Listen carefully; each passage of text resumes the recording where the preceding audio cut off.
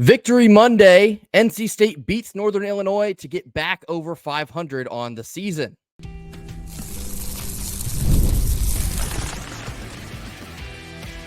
You are Locked On Wolfpack, your daily podcast on the NC State Wolfpack, part of the Locked On Podcast Network, your team every day. What's up, Wolfpack Nation? It's time to get locked in with Locked On. Thanks for making Locked On Wolfpack your first listen each and every day. We are free and available wherever you get your podcasts and on YouTube, part of the Locked On Podcast Network, your team every day. Our Victory Monday sponsor is FanDuel. Place your first $5 bet and you'll get started with $200 back in bonus bets guaranteed. Head on over to FanDuel.com in order to get started. Happy Victory Monday to all. As always, I'm Grayson Boone, joined by former Wolfpack defensive tackle Kenton Gibbs. Kenton, we're still celebrating a 24-17 victory here on Monday over the Huskies of Northern Illinois. It was not the prettiest win, but something that we have needed to see was the defense rising to the occasion. They absolutely answered the bell to knock off the Huskies. Yeah, the defense needed to show up in the way that they hadn't all season, or else it would have been a very, very bad day in Carter Finley. Don't get me wrong at all here. That Northern Illinois team is not a bad team by any stretch of the imagination. However, you cannot afford to lose to a group of five team if you are to be taken seriously as a Power Four team, especially as an NC State team that is fighting for its life compared to early season expectations. And even if people say, well, we expected 2-2 coming out of the first four games, you expected 2-2 with a combined margin of loss in those two games being about what, 80 points, 80 some odd points. Like, that's not something that anybody expected. So you'd be lying if you said you weren't uneasy about this team. But the defense showed up. They showed up. They showed us who they are. I mean, hey, 14 points on the day. Without those 14 points, we don't win this ball game. Good on them. Good on them. The defense did what they needed to do. Now, if we get some offense to match, we can bring a little offense along with it. That'd be nice. And there are many, many things that I want to talk about in terms of Victory Monday and whatnot, but we'll save that for big picture takeaways. So you got to stick around a little bit because Grace and I are going to get into a little bit of monologuing at the end of this thing. Yeah, I mean, we certainly feel a little bit better on Monday than we did post-game on Saturday. Northern Illinois, they are a tough team, and I do expect them to compete in the MAC conference. Did NC State play their best football? No, absolutely not, especially not on the offensive side of the ball. A couple staggering stats that we didn't even get to on Saturday. 1 for 11 on third downs. That's not going to cut it against Northern Illinois, not going to cut it against Wake Forest, not going to cut it against anyone you play. Total yards for NC State was 176. ESPN put out a stat. That is the lowest total yards that NC State has put up in a win in 24 years. 1999 was the last time we had yardage as low as that and still came out with the win. I'm going to pivot here and choose to celebrate the defense. We talked about them on Saturday. I'm going to give them even more love here on Monday. The defense was excellent. And as much as we harped on the offense, when your defense is playing at that high of a level, sometimes you can trust them to go out and win you a ball game as often as Dave Dorn loves to do that. So credit where credit is due. The defense needed to show up. They went out and they got the job done. Davin Vann continues to shine on that defensive line. We've needed a defensive leader to step up. It has been Davin Vann through 5 games of this season. He has consistently been the guy making the biggest impact in these games. The second guy I think making the biggest impacts is DK Kaufman. If there's been a turnover to be had, DK Kaufman has more or less been in the mix all season long. He both forced and picked up the fumble and took it into the end zone to give NC State 7 on Saturday. Spectacular effort. Another guy that's kind of stepping up, playing above what we need him to be to carry this defense to a level that we hope they should return to. He was excellent. I talked about T-Mac Cooley. For his first start in an NC State uniform, I thought he was great. And I think because it was so great, I think he's probably earned himself a lot more playing time moving forward. I would hope that he'll also get the start against Wake Forest because I love what I saw out of him. Constantly in the mix. He had the game-sealing interception. He was flying all around the field and gave you that boost of energy, something else that we've needed to see in the defense. So I think T-Mac Cooley had a great game. Davin Vann, excellent. DK Kaufman, excellent. The defense needs to take this, bottle it up, and continue to dump it out in these ACC games moving forward. use this game as continued motivation that you can play at a higher level than you've shown, and you still have more to prove of yourself. You're absolutely right. We talk about what good teams do. Good teams are not perfect. Good teams do not, go through streaks where everything is done perfectly. But what good teams do is they stack upon the things that they do well. There isn't that inconsistency of we were up this game, we were down next game. We were up this game, we were down next game. If this team's calling card is going to be defense, which is shocking given the offseason and everything that we saw. Yeah. It's shocking. But if this team's calling card is going to be defense, stack good games on top of each other. You have another opportunity against a much better offense now. Let's make no bones about it. Brockenmeyer and company out there in Winston-Salem, they have been cooking. They may not be winning a ton, but that offense is absolutely rolling in Winston-Salem. So, you're looking at a situation where the defense has to show up to a similar level going forward, or it's not going to be pretty. It's not going to be pretty. I don't care who your quarterback is, be it CJ Bailey, be it McCall, be it, whatever injury he's working through. I don't care what it is. This is not going to look good if the defense cannot. I'm not saying that we should expect them to be as lights out as they were, but stack good games. Stack quality outings where we can look at our defense and say, that's an NC State defense. Because, again, I'd be lying if I said I expect you to only give up 3 more points than you score in every game. That's insane. The 85 Bears couldn't do that. But when I look at this team and I say, hey, defensively, if y'all could just keep it close, if y'all could just keep it to where if your offense can do something with it, we've got a shot. That's what I look for. You want this game to build that confidence for the defense. In a game where the offense struggled and only put up 10 points, your defense gave you 14, and 24 all told was enough to get the job done. So the defense was spectacular, and they deserve a lot of credit for that. Now, the offense, I've had some additional time to chew on this. We talked about the offense kind of stalling in the mud, uninspiring type play calling there in the second half. After I've cooled off here, you come to realize CJ Bailey is a true freshman. They tried to probably eliminate risk of turnover late in that game. You want to be fairly vanilla, take away the risk. I hate that I'm saying this because it's boring to watch. We know this. However, I understand on a practical level how you want to take risk out of his hands and trust that your defense can go out and get the job done. I do believe that's more or less the reason the offense looks so vanilla in the second half, because I'm still harping on that first quarter where you get Noah Rodgers the ball twice and he's 48 total yards. How you don't continually go back to that, that's frustrating. I don't care who you are. That is entirely frustrating. But all told, in that second half, when your defense is rolling, when they're playing lights out, I can understand why the offense takes a couple logs off of the fire and just lets the defense chip away. It's not my favorite way to win a ball game, but it won the ball game nonetheless, and that's what you have to take here moving forward. It's much better being 3-2 than 2-3 every single day of the week and twice on Sunday. So the offense continues to be a work in progress. We're going to need to see some more progress. We do have Wake Forest coming to Raleigh this weekend.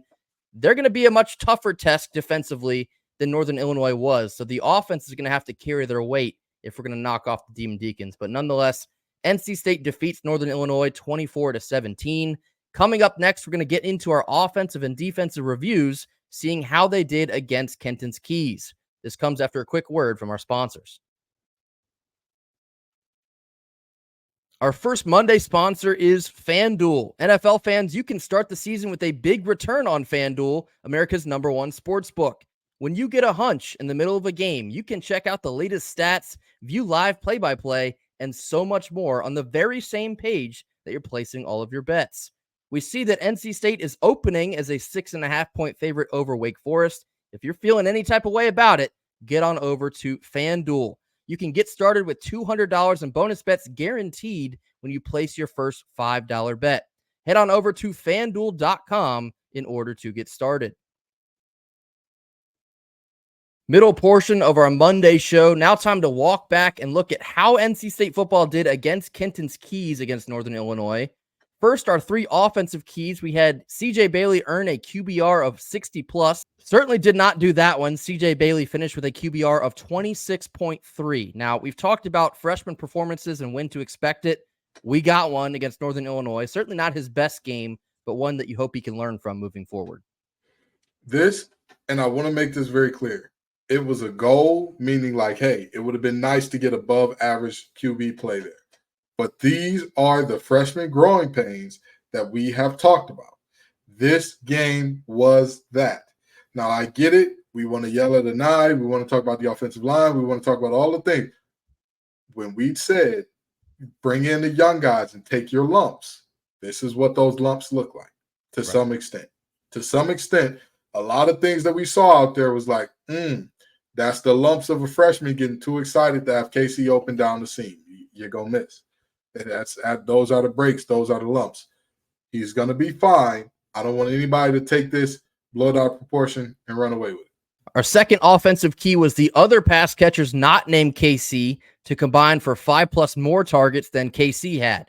KC had 8 targets. Everyone else combined had just 12. Just missed that one by 1 because 12 obviously is 1 less than 13. Well, ladies and gentlemen, did we not see the proof in the pudding? Did we not see the proof in the pudding of the importance of spreading the ball around? On our only touchdown drive, Noah Rogers sees 2 targets, 2 receptions, 48 yards. Coinkydink? I think not. You look at the rest of the team outside of KC. And again, I want to reiterate one more time. This is not an indictment of KC. This is an indictment of the fact that we are trying so hard to force feed KC. We are missing guys who can get it done elsewhere. 8 receptions, 4 yards, 8 targets, 4 receptions, 4 yards, 1 touchdown. Okay? The rest of the team, 12 targets. On those 12 targets, we came up with 9 receptions. Okay.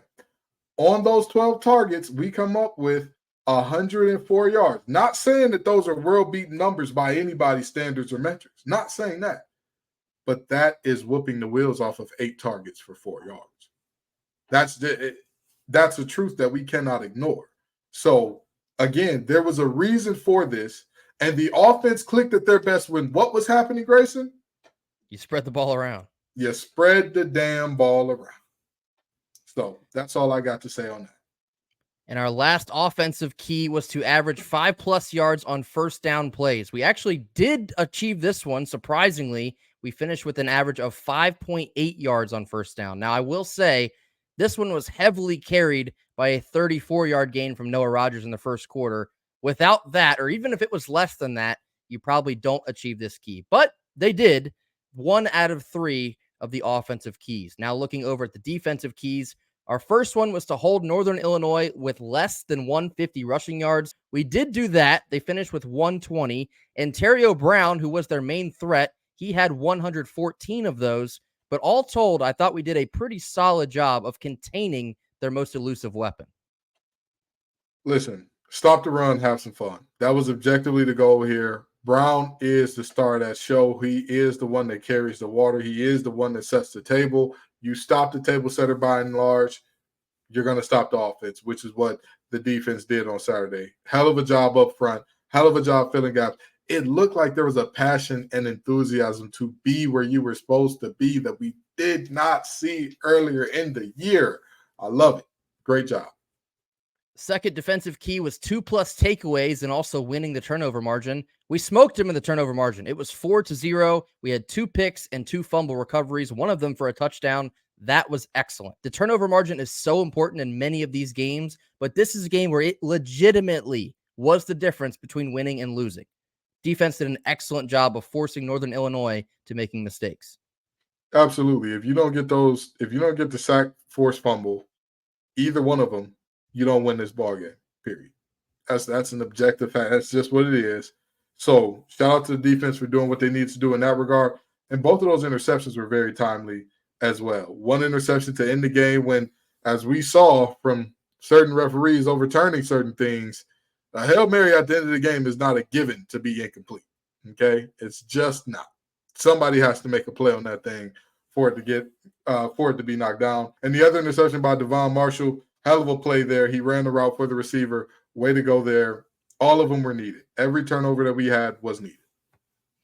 And the third and final key was to hold all of the Northern Illinois receivers under 60 reception yards. We also accomplished this one. Their top pass catcher was Andrew McElroy. He finished with 58. So we went 3 for 3 on defensive keys, 1 for 3 on the offensive keys. Is anyone surprised by this based on the final result?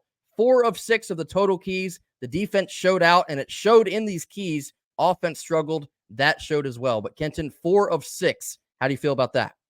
Oh, I feel like this was exactly how the game went. By and large, the offense did just enough. They came out with the early juice on that touchdown drive to open the game up. Had me feeling like, man, I was right. The CW Magic is going to propel this team to 38 points. Boy, was I wrong. I admit that. I own that. But, that was a hell of a game by the defense. They showed up. They showed out. They won this game. They carried the day. What more can we say about them? But there is something. Stick around. Stick around until this last block, because offense and people defending the offense, we got some things we need to speak about. Coming up next, we're getting into our big picture takeaways from this 24-17 victory after a quick word from our sponsors. Our second Monday sponsor is Gametime. Gametime has a new feature called Gametime Picks, and it makes getting tickets for your favorite live events easier than ever before. Gametime Picks filters out all of the fluff to show you only incredible deals on great seats, and you're not having to waste time searching through thousands of tickets. The curation of Gametime Picks makes it easier to save more on sports, concerts, comedy, theater, you name it, they got it, all on one singular app. Toggling the all-in pricing feature on the app will show your total upfront, so you receive zero surprises at checkout. And as always, you get that panoramic view of your seat in the app before you buy, so you know exactly what to expect upon arrival. Take the guesswork out of buying tickets with Gametime. Download the Gametime app, create an account, and use code LOCKEDONCollege for $20 off your first purchase. Terms apply, and again, create an account and use redeem code LOCKEDONCollege, LOCKEDONCOLLEGE, Locked On College, for $20 off. Download Gametime today. What time is it? You already know. It's game time. Last couple of minutes here of our Monday show. Now time for our big picture takeaways of our 24-17 victory over Northern Illinois. Kenton, I know you came strapped for this block. I'll let you lead us off. Oh, no. I want you to get it started because I want to end this thing. I want to end this thing the right way. So you go ahead and get it started, Rich. All right. Well, big picture, we kind of already touched on it both Saturday and the beginning of this episode. The defense needed to show us something, and they did exactly that. Very proud of the way the defense came out and played inspired football. They played cohesive football, a lot more cohesive than what we've seen over the last couple weeks. There was a couple bigger plays for Northern Illinois, but nothing that absolutely killed you. And when you have that confidence in your defense that you can send them out in the second half and say, we're going to kind of tone back the offense. We need y'all to go out and get the job done. And then they do. You just hope that that will inspire some more confidence moving forward. As we talked about, you don't have any more non-conference games that you can kind of use as a tune-up. It's ACC play from here on out. The time is now. You already have one ACC loss that you suffered to Clemson. Your margin for error is 0. And nobody else wants to talk about this or really feels about it right now. Charlotte for the ACC championship has not been ruled out.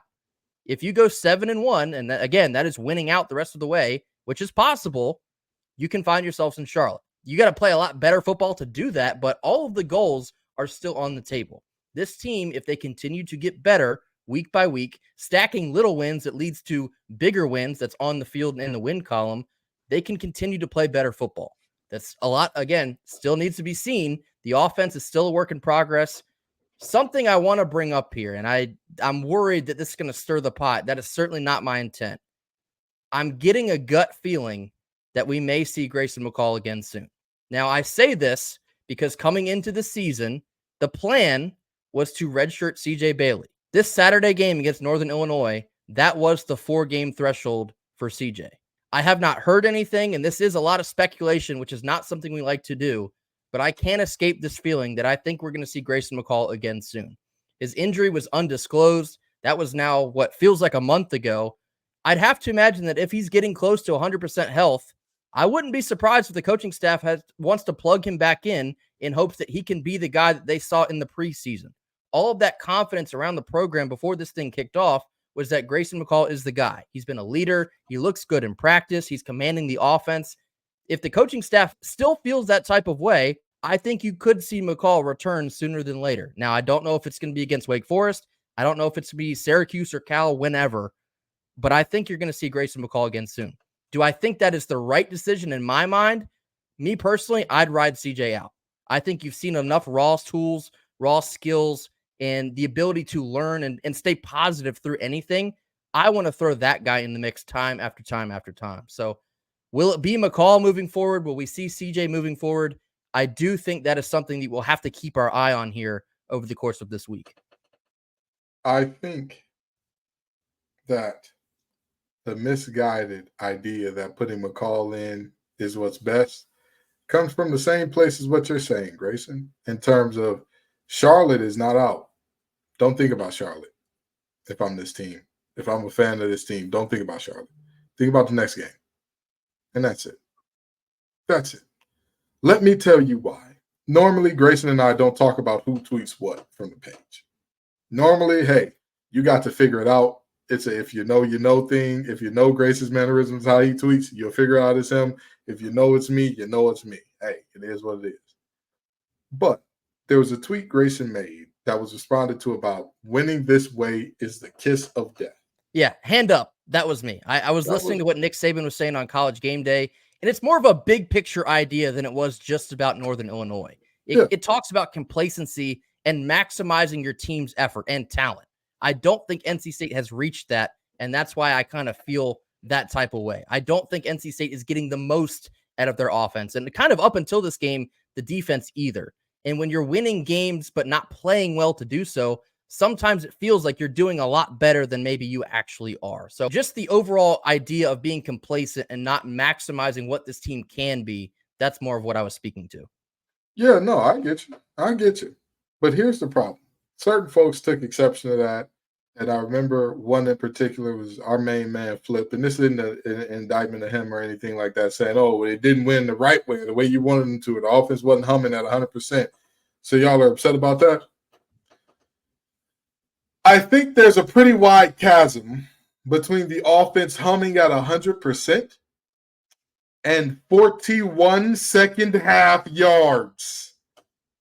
I think there's a little bit of a gap between, hey, this is the offense when they're flowing and they're moving and grooving and everything's rolling 100%, and our star receiver having 8 targets for 4 yards.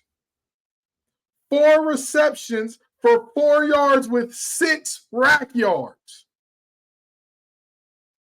I think we can do a little bit better than that. Or at least I hope so. Because if I'm wrong and we can't, I'll live with being wrong and we can't.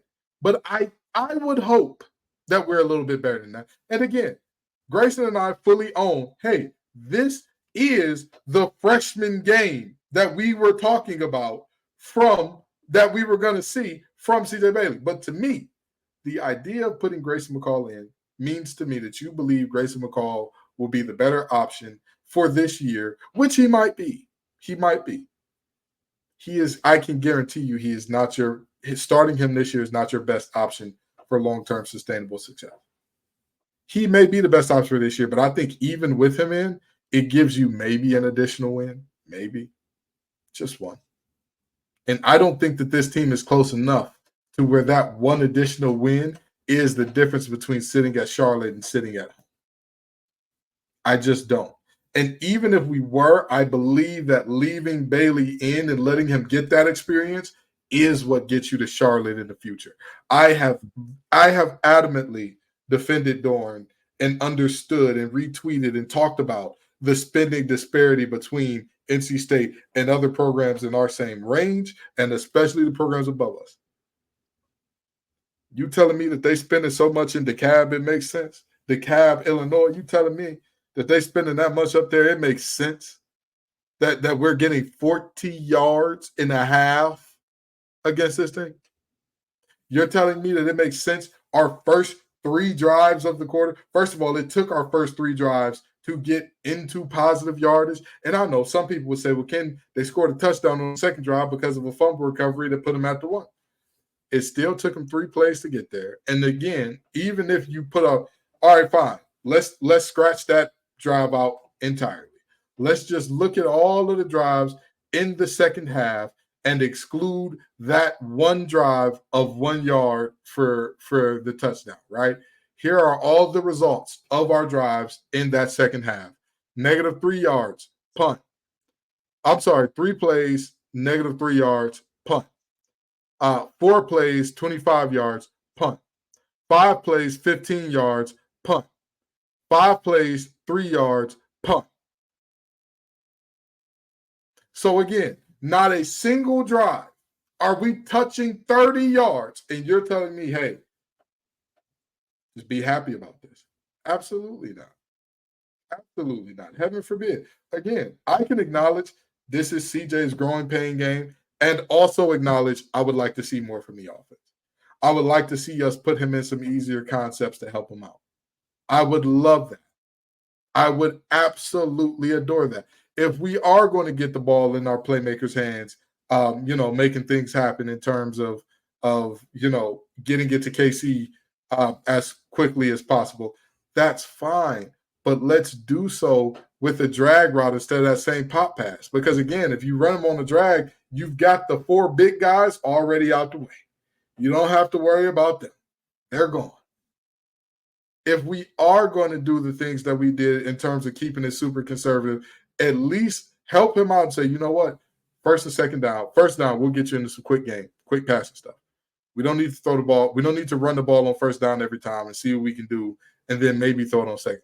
Let's help you out. When the defense doesn't know what's coming, let's go ahead and throw something quick, see what we can get with it, and roll out from there. But this, again, people have a right to be upset about 41 second half yards. People have a right to be upset about the fact that if Davin Vann had not forced the fumble and Brandon Cleveland recovers on the 1, we are shut out in the second half.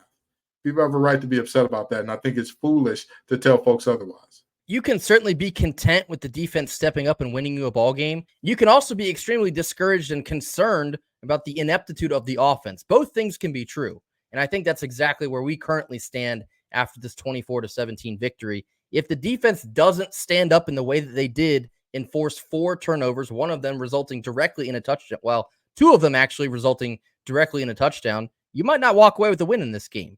Northern Illinois was a tough team, sure.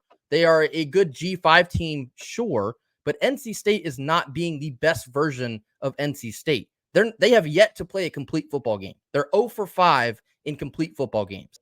They have 3 in the win column. That's fine. But when you're talking about your team playing their best brand of football, that has yet to be seen after 5 weeks, almost at the halfway point of the season. That is concerning. And when you get into ACC play, again, you got Wake Forest coming up, and then you got to go on the road out to Cal eventually. If you're continuing to stall in the mud and you have no offensive identity, not a whole lot of confidence is there to be inspired in your football team. So there needs to be drastic improvement. We're asking for a lot, but things have to be sorted out sooner than later. Something has got to give if this football team is going to get somewhere by the end of the season. So it's okay to celebrate the win because you should. They're hard to come by. But if anyone is upset with how the game was won, we also think that is valid as well. That'll do it for us here on Monday. As always, thank you all so much for joining us. Be sure to hit that like button. Drop your comments in the comment box. Tell us what you thought overall about the 24-17 victory over Northern Illinois. Tell us what you thought about going 4 for 6 against Kenton's Keys, and then give us your big picture takeaways from knocking off Northern Illinois and moving forward as we get into ACC play. Mash that subscribe button if you have not already, and we'll see you right back here tomorrow for more on Tuesday. And until then, go Pack. Go Pack.